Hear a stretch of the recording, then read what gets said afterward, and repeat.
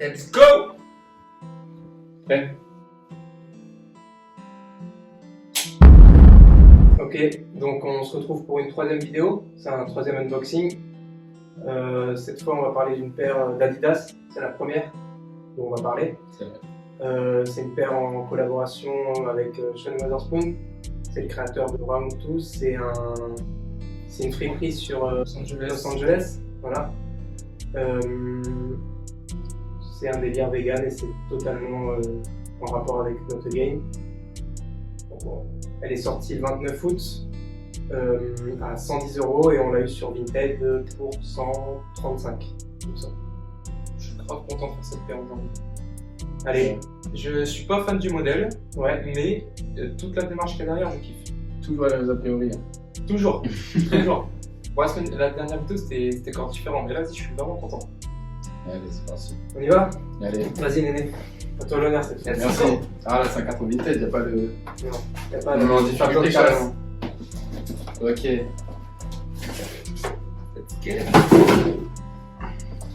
On a déjà la boîte. Putain, on dirait que c'est dessiné ici là. Hmm. Enfin, c'est des dessins partout en fait, on dirait que c'est fait faux feutre.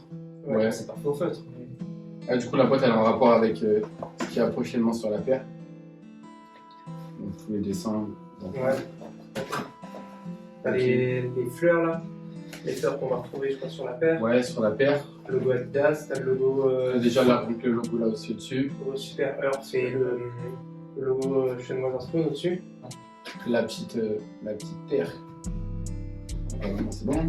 Allez, go. Déjà le packaging. Ouais. Et le carton, je trouve qu'il a un coloris un peu carton recyclé, genre. Ouais. Allez, c'est parti. On va voir. Ok, Ah, c'est gros ça. Ok, donc là, ça nous explique un peu tout ce qui est recyclé, Ah, ça c'est énorme. ou pas, je pense. Ouais, c'est À ça. la vue d'œil. Tiens, si tu veux voir. Ok. Ça, je trouve ça gros point ça. Ok. Elle Ouais, est aïe. Elle est décoiffée. Aïe. Ça, Par contre, je suis désolé, hein, mais si je reste sur mes a priori là, ça me fait pas kiffer les poils là. Les poils. Ah ouais. Faut coiffer ta paire à chaque fois que tu la mets. Franchement, c'est spécial. En vrai, il y a un truc là. Il y a un truc marrant. Après, silhouette de superstar, quand même, est emblématique. La superstar, c'est une dinguerie. C'est son anniversaire en plus cette année. Donc les 50 ans. Ouais, je crois que c'est les 50 ans. 50 ans de la superstar. Juste pour compléter la boîte, juste laisser avec au cas où. Oh, ça c'est bien. On rappelle le côté jaune, je pense. Le côté Ouais. est jaune, non? Ouais. Et le Et le rose. le rose des œillets là. Ouais. Ici aussi là. Donc ça, c'est. Ok, alors déjà la pierre elle est fournie avec là c'est différent, je trouve ça cool. Et si je me permets, bon c'est un détail un peu ridicule, mais ça n'a pas été emballé dans un pochon en plastique. Et sur toutes les paires Ouais. qui fournissent des lacets supplémentaires, souvent c'est dans un pochon en plastique, alors que là on est juste sur un petit bout cartonné qui est sûrement recyclé, je pense. Tu veux checker le lacet ou... Ouais, du coup, d'ailleurs, autre point en cas d'embauchoir pour maintenir la forme, je Ouais, tout à pense fait. pour limiter L'utilisation du matériau. Voilà, c'est ça. Et la semelle de liège. De bouchon de liège. On a Merci. Super sur celle-là. Je pense qu'on a Earth à l'intérieur de l'autre. De quoi? Dans la semelle. Ouais. Ouais. Voilà. Donc on a le logo Sean Wotherspoon, Super Earth. C'est une semelle ortholite en matière recyclée, je crois. Ouais. C'est des composites. Alors, pour les matériaux, on a. Il y a pas mal de détails de la terre là sur la structure. Ouais. Donc, tu as les lacets, l'insole, la semelle intermédiaire, la doublure intérieure qui ont été faites avec des matériaux recyclés, que ce soit du papier, composite, caoutchouc et de l'ortholite, comme tu viens de le dire. Ok. L'idée, on parlait aussi de la Adidas Samba, sur laquelle Sean Wotherspoon était aussi en train de collaborer avec Adidas, et qui est sur le même principe de durabilité, d'écologie, etc., puisqu'elle va utiliser des matériaux recyclés de cette même paire, de la Samba, à partir des années 70, qui ont été conservés depuis ces années-là. Ok. Il a vraiment récupéré tous les déchets qui ont été faits en créant cette paire, la Samba, depuis les années 70, pour retravailler la paire et puis lancer la production à grande échelle. Ok. J'ai vu qu'il y avait aussi il y a une ZX 8000 Qui est en préparation. en préparation qui devrait sortir en janvier. On devait te demander ton avis sur l'aspect visuel, toi la porter à tes pieds, puis en même temps l'aspect qu'il y a derrière, écologique, etc.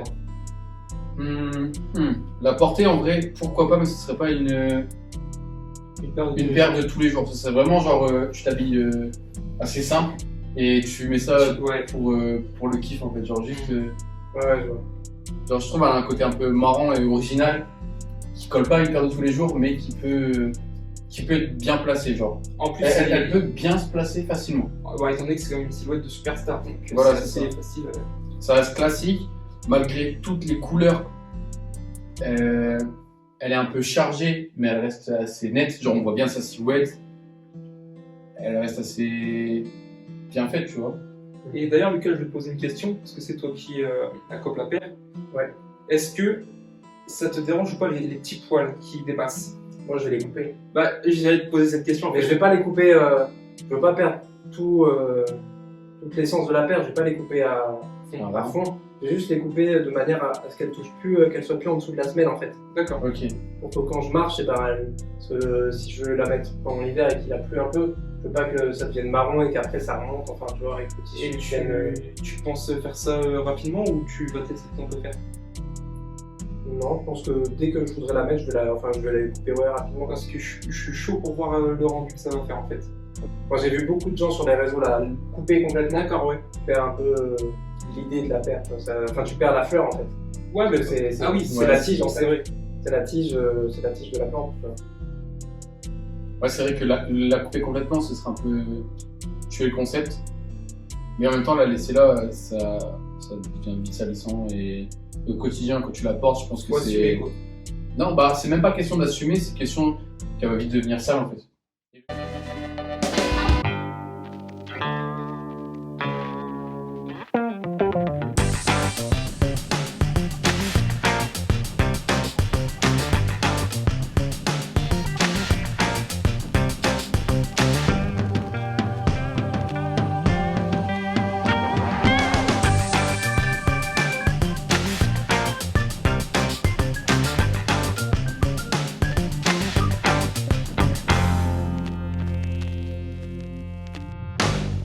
Enfin, c'est hyper simple, c'est ça.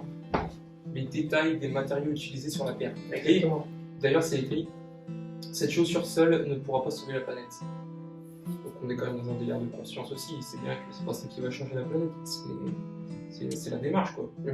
Mais déjà, c'est un point positif, ça, par rapport aux autres paires qu'on a présentées. Ah, sur notre paire, on sait que ça, c'était recyclé, ça oui, ça non. Et je trouve que c'est un bon point de savoir. Carrément. Ils ont été au bout de la démarche, en fait. Ouais, voilà, c'est ça. Parce que sur-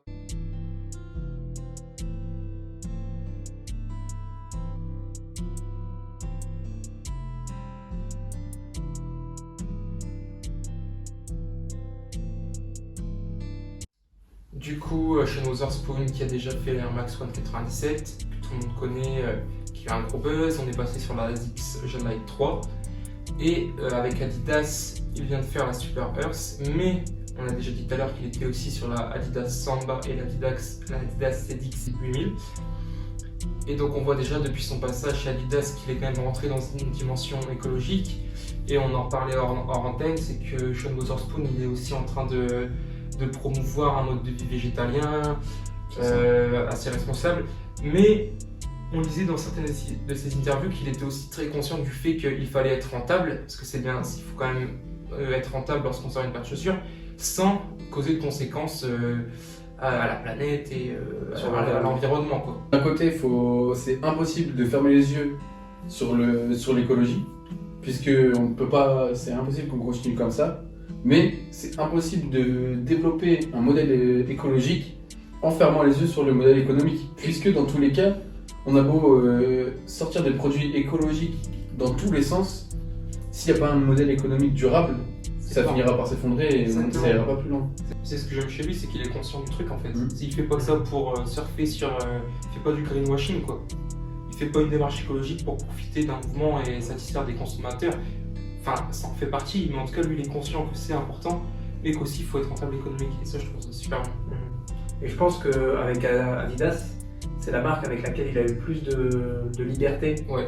et sur lesquelles il peut le plus exprimer tout ce délire éco-responsable, de respect de l'environnement, tout en en montrant vraiment ce qu'il est. Si, vas-y. Et d'ailleurs, liberté, que ce soit sur la partie écologique durable avec les matériaux, mais aussi sur l'aspect visuel. Ouais, Parce artistique. que c'est pour une marque sortir une paire avec des fleurs dessus, avec autant de couleurs et tout, je pense que c'est pas si évident que ça, quoi. Non, non.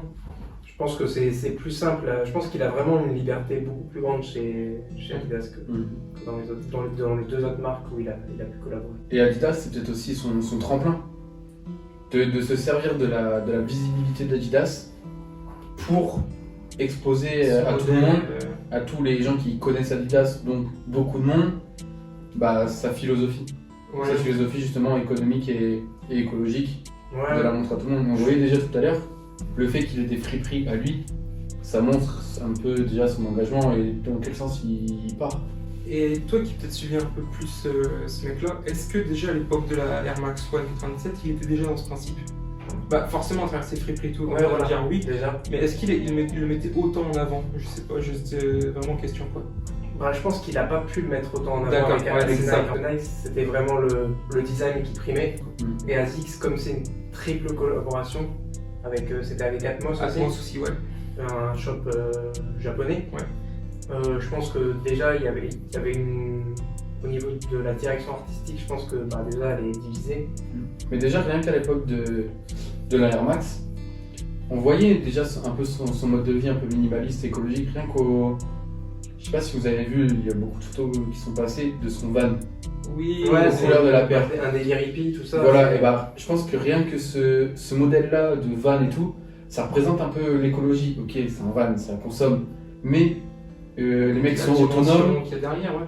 ils ont une petite, c'est entre guillemets un petit habitat, donc il y a beaucoup moins de consommation. Enfin, toute cette van life, elle est vachement moins consommatrice, moins dans l'excès de consommation Que comme nous t'ajoutes, on peut le faire. Que tu ajoutes avec ses friperies, etc. Voilà, c'est ça. etc. Donc rien que cette dimension-là de van et de friperie, je pense que ça annonce déjà un côté assez responsable de la personne. La personne veut faire ça bien. Donc ouais, c'est ça, donc je pense, comme tu l'as dit, c'est Adidas qui a permis d'augmenter ses possibilités sur les paires, quoi. Tout à fait. Après voilà, il a eu plus de feeling avec Adidas. Il est parti feeling, chez eux et puis voilà. Un feeling et une... bah oui, un laisser aller, quoi. Ouais, voilà, c'est ça, plus de possibilités, ouais. On finit sur la tier list. Alors au niveau du packaging déjà, bah, je la mets en tête. Alors la Space Hippie elle était bien. Bon, la première, la Dunk, elle était au niveau du Classique. packaging c'était classique. Au niveau de l'originalité, je la mets devant, de toutes. Mais je pense que après au niveau de l'écologie, je la mets devant aussi. Enfin j'ai l'impression qu'elle se bat un peu avec la Space Hippie au niveau de l'écologie. Mais ma préférence, je pense qu'elle reste toujours sur la Dunk. Ok, donc pour toi, Dunk, Celle-ci et la Space Hippie. ok. Toi?